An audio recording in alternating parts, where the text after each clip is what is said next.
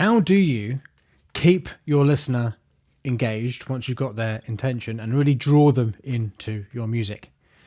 My name's Mike Monday, and one of my favorite things to do is to use the idea of telling a story in my music, or taking them on a journey is another way of putting it.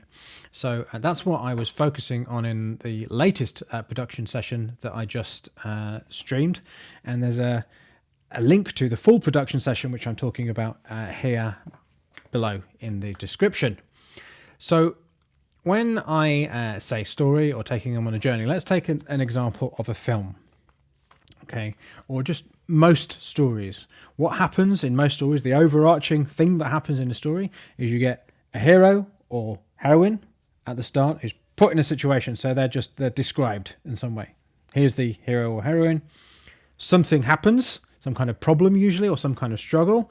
So during the course of that struggle, if it's a good story, that hero or heroine is developed in some way, gains some new skills, something changes about them, and then at the end you get the hero or heroine or group of people or whatever it is changed fundamentally in some way. They're still the same person, but they're changed in some way by that development. That's kind of the overarching, most stories, that's what happens.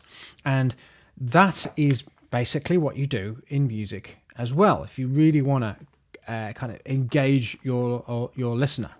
So here you can see in this track, this is the initial story.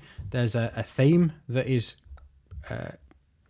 played, and then various different bits occur. But then here, I've created a whole new section. Now, it is within this bit, that is kind of also a story structure, but what I've done is taken it to the next level and created a whole new section here, and these are all different chord changes.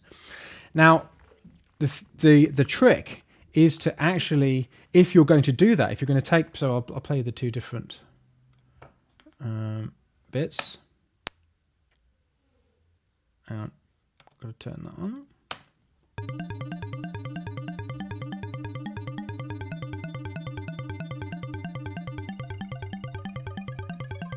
So it goes like this. Yep. Whereas this bit, hush. This bit is more like this. Oh no, this bit, sorry, is more like this.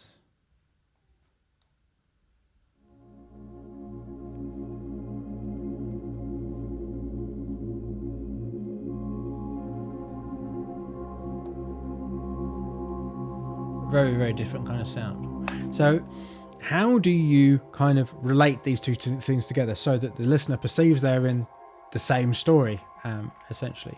I mean, the great thing about these two things is that they're very, very contrasting. This is very, very full on, this bit, and this bit is very, very not full on.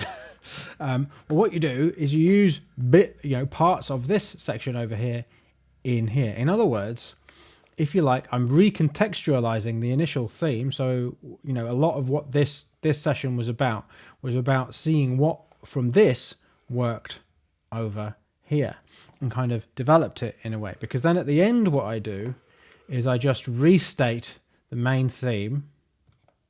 Sorry about the hiss.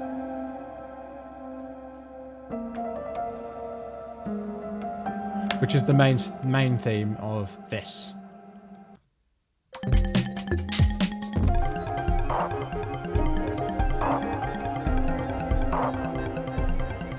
So when you're thinking about your own music, think about the elements in a certain section and how you can create another section where you recontextualize those elements, put different things around it. A lot of music out there is just basically the same thing all the way through, and that's absolutely fine. There's nothing wrong with that. But if you really want to create music that pulls people into a story, if you really want to take them on a journey, then think about having different sections which recontextualize what they've heard before. So it feels like the same track, but a different track at the same time, in a different way. And then consider at the end coming back to what you had at the start. And then they'll feel like they're hearing that thing that they heard before in a different way. And they'll really feel that like you've taken them on a kind of a journey to a different place. And it's a very satisfying kind of listening experience. So I hope you found this useful. Click subscribe if you want more of these short review videos and the longer production videos that I'm doing. And I'll see you again soon. Onwards and upwards.